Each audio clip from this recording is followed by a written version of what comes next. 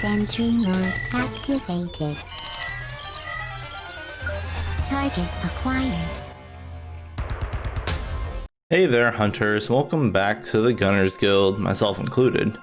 Getting back into the groove of things here since I've kind of been out for like a month. I started playing the Stories 2 demo the other day and I kind of ran through it, which took about 4 hours. So I mean, it's a pretty meaty demo, I'd say. I didn't really do much sidetracking either. I just kind of ran through it. And I've heard other people putting like 40 plus hours into it already, which is par for the course for Monster Hunter demos, I'm sure. Anyway, thought I'd give my thoughts on the demo, you know, what's changed from the original game, what I'm looking forward to, and what I'm concerned with. So let's just dive into that. First, let's discuss the obvious, which are the graphics, animations, and frame rate. The overall art style, to me at least, looks pretty appealing. I know a lot of people aren't fans of the whole cel-shaded Breath of the Wild thing it's got going on, but I think it looks pretty good. They definitely ramped it up from the original Stories graphics, which makes it look a lot more mature by comparison. I know it's not for everyone, but I mean, I dig it. I would not mind other Monster Hunter games with this sort of aesthetic.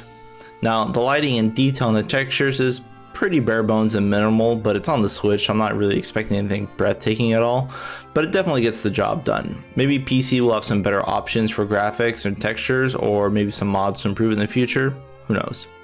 Now the animations though are pretty top notch, which I guess isn't really saying much because they literally take the same animations from Monster Hunter mainline games and put them on here for monster attacks and whatnot, and player attacks too.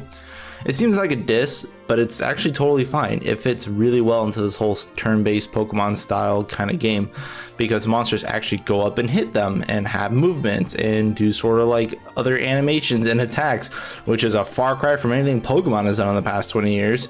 So while it seems lazy from a Monster Hunter perspective, I think it's kind of genius actually, and it works out great. Obviously there are new combat animations too, but overall it's kind of like a direct lift of, hey, this monster has this sort of attacks kind of thing.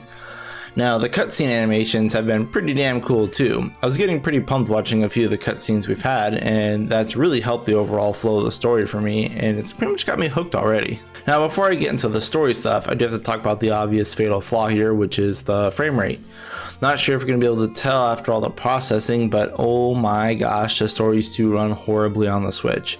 At least when it's docked, which is how I have to record it. Now like Rise, the game actually runs better in handheld mode, which should be fine for most people most of the time, but docked with the upscaled resolution and stuff really kills the frame rate. This is also a demo, so there's a chance that I could perform better on launch, also like Rise, but that's still barely passable. It's 2021 and we can't even get stable 30 frames. Come on people, that's not okay. Now thankfully the upside to this is that it does come out on PC the same day as well, so if the frame rate is going to be a killer for you, PC is always an option. And I can't imagine you needing a bulky PC or anything to run Stories 2. I'm sure most laptops will run it just fine. Unless the PC port is bad, but that never happens, right? Okay, anyway, graphics aside, the overall narrative is looking pretty good too. Except Naviro, it feels aimed at teen audiences this time around rather than children, which is a good step up in my eye. I'm curious if they're going to make a Stories 2 anime adaptation like they did with Stories 1, but that's just kind of, you know, off in the distance kind of thing. Anyway, it seems like most, if not all, the cutscenes and chatter that are part of the actual main questline are fully voiced as well this time around. Stories 1 had mostly just chat boxes, which, I mean, it's a 3DS game, I totally understand. But Stories 2 really seems to be going all out, which is pretty cool. Now, while the demo had options for various languages, I did not see Monster Hunter Gibberish as a selectable language, which is a little bit of a letdown, but not the end of the world. I just can't stand Naviro's English voice, and I'm not weeb enough to listen to the whole game in Moon Runes, but the story has me intrigued. I love the villain characters, who are not just hunters this time around. They actually have Nergigante, which is pretty badass, but, you know, let's keep spoilery things outside of here for now and just talk about combat.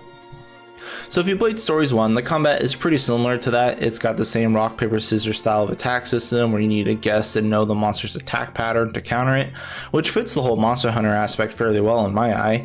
A lot of people have complained about the whole rock, paper, scissors system, but I'm okay with it. Now they did spice up combat with a few other things. First, obviously there's co-op now, and the entire demos with a co-op AI partner.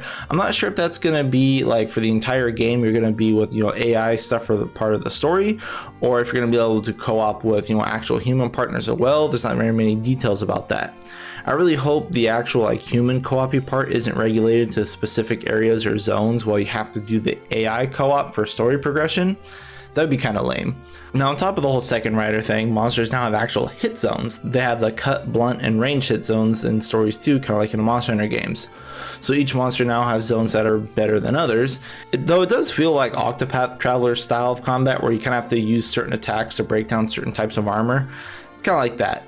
Now, heads, tails, and bodies are going to have different hit zones that you need to figure out, which is pretty cool, and I like this on top of all the other additions they made with combat. It makes knowledge more valuable and also adds another layer of defenses to get through, so you're not just smashing the monster over and over without a thought in the world.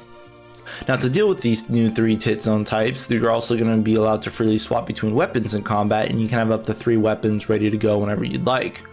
While I did like this initially, the combination of hit zones and weapon carry limit makes you kind of have very limited choices. Obviously, you're going to want to carry one of each type of hit zone on you, and since there are only 6 weapon types, you're basically a one or the other kind of deal with each type. So it's kind of like, you know, whatever. It's better than nothing, but it feels like there could have been potential for more there. Also, why do gunlance and bow have to share the shot type hit zone? Now I can't use both of those effectively, and that kind of makes me sad. But whatever. Other than that, though, the weapons themselves got pretty good overhauls, you know, all having a sort of, you know, charge or meter mechanic that you're gonna have to manage to use your skills and power-ups as well. Stories 1 didn't have anything like that. The most it got was like Greatsword had like 2-2-1 combo rotations, which you barely got to use. That's it. So still looks pretty damn solid though. I'm excited for what we've seen so far and kind of seeing how everything's gonna evolve, you know, in the actual full game. Now, some other small things that probably won't mean much, but just some concerns I have. In Stories 1, monsters were basically broken up by a star rating, and for the most part, more stars means better stat growth and better monsters. And since bingo bonuses, which are like your whole gene bonus things, are going to be percent increases, there weren't really any reasons to run monsters that weren't like, you know, in the top 2 brackets of star ranks. Now, I'm hoping Stories 2 gives each monster a more unique stat spread similar to Pokemon to kind of make them feel more unique. Now, obviously, you know, elder dragons and big monsters are gonna have better stats and stuff over like a Kulu. I just don't want some of the mid-tier monsters to be completely useless and then have to see everyone only using elder dragons. Anyway, yeah, small concern, but the whole stat growth thing for monsters is kind of the things I'm looking forward to seeing changed. And one last small gripe I have is that with the monster dens where you're going to be getting your eggs and stuff are pretty much unchanged from the 3DS version. And I mean that, like, you can see the line where, you know, the loading screen would be in the 3DS game and then just kind of connected it to the rest of the den here in Stories 2. It's kind of lazy and kind of ridiculous looking sometimes. Now, egg collecting feels pretty boring since there's literally no changes from previous games, and that's where you're going to be spending pretty much all your free time, you know, getting new monsters and new eggs. So I kind of wish they had spiced that up somehow or changed the layout or kind of how your whole egg acquisition works. I don't know. I just wish something had changed here, and it's kind of sad that nothing did. Overall, though, not too many complaints for me. The Stories 2 demo got me psyched up pretty good for the full release, which is in like a week now. I'll be picking this up on PC more than likely since I have a laptop which is pretty much as portable as the Switch. Now, I think there are about as many concerns I have with the PC port as the Switch version, so we'll see which one ends up running better. But, I mean, yeah, that's pretty much it for me. So thank you all for watching, and good luck out there, hunters, and whatever you may be hunting.